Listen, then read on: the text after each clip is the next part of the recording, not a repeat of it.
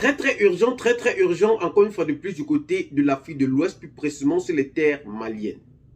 Le pays du colonel Assimi Goïta, considéré aujourd'hui comme la terre nourricière du continent africain par rapport à son indépendance, vient encore une fois de plus de montrer aux yeux du monde qu'il mérite encore cette place que l'Afrique ne cesse de donner à cette petite partie du continent. La population malienne vient encore d'éveiller la conscience du peuple africain suite à son indépendance énergétique et économique. La population malienne s'est levée le 5 août dernier contre la société Total Énergie, une société française présente sur le sol malien et burkinabé pour en réalité présenter leur ras-le-bol contre cette société énergétique qui, selon eux, monopolise le marché économique ouest-africain. En tout état de cause, nous vous disons d'abord que une réelle indépendance énergétique et économique passe par un choix réel, audacieux, très fort et une volonté politique stratégique pour prendre en considération sa réelle économie, la réelle économie du pays et aussi les aspirations du peuple.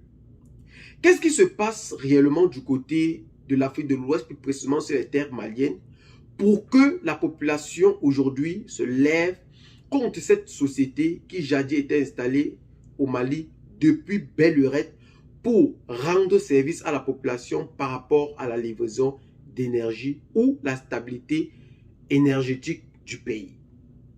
La société malienne est sortie massivement le 5 août 2024 pour présenter aux yeux du monde qu'ils sont fatigués de ces sociétés Total Énergie installées aujourd'hui du côté du Mali et du Burkina Faso qui dominent bien sûr le marché énergétique dans ces pays précités. Mais qu'en est-il réellement? La population accuse cette société énergétique d'augmenter le prix du carburant, ce qui permettra bel et bien de fragiliser le transport du côté du Mali. Deuxièmement, ils accusent, autant pour nous, ces sociétés d'être des éco-terroristes.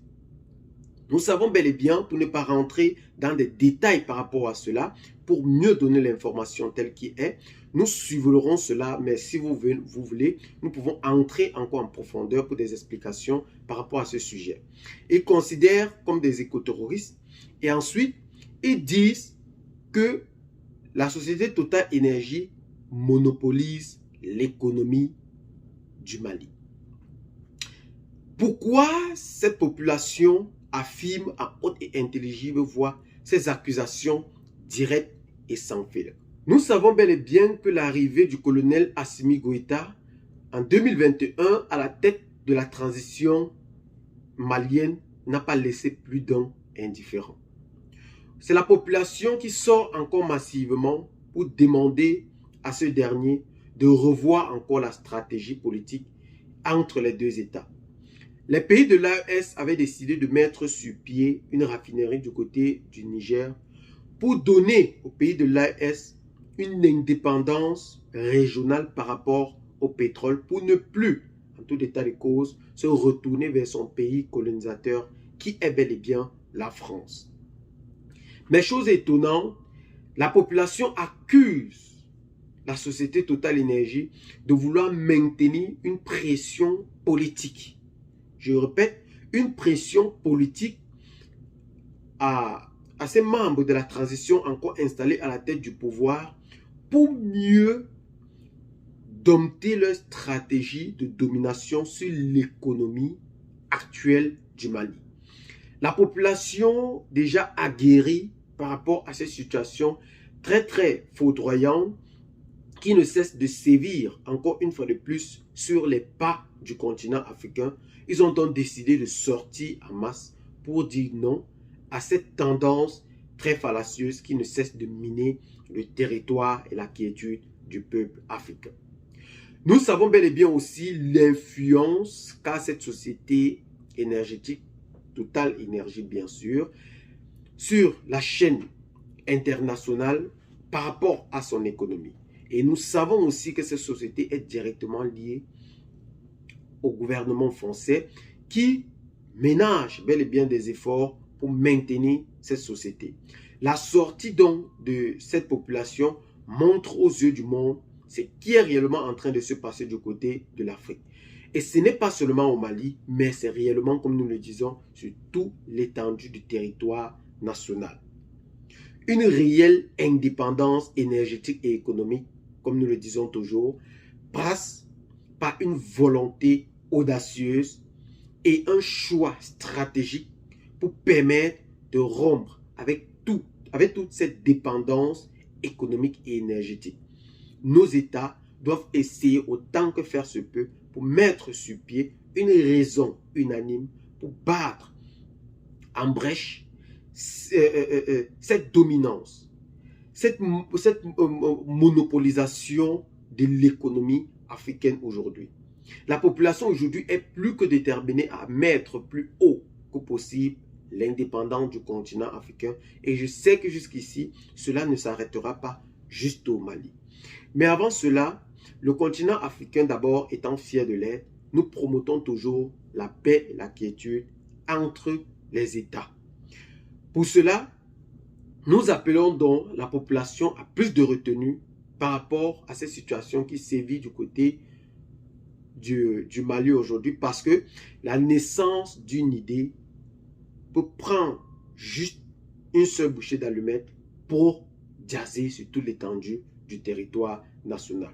Nous appelons donc les États de transition ou les États membres de revoir encore, une fois de plus, les stratégies ou les accords qui régissent l'économie et l'énergie de ces pays pour réellement satisfaire la pensée de la population, comme ils ont commencé déjà à sortir pour montrer leur ras-le-bol face à cette situation économique et énergétique qui prend une autre tournure sur le sol africain. Encore une fois de plus, nous ne cessons de dire merci à tous ces peuples qui prennent des initiatives pour soutenir le peuple africain, pour continuer à se battre pour une réelle indépendance africaine. Et nous sommes ici et nous sommes là pour les accompagner dans toute leur marche avec bravoure pour cette réelle indépendance du peuple, du continent africain. Encore une fois de plus, merci à ce peuple qui ne cesse de se battre nuit et jour pour cela.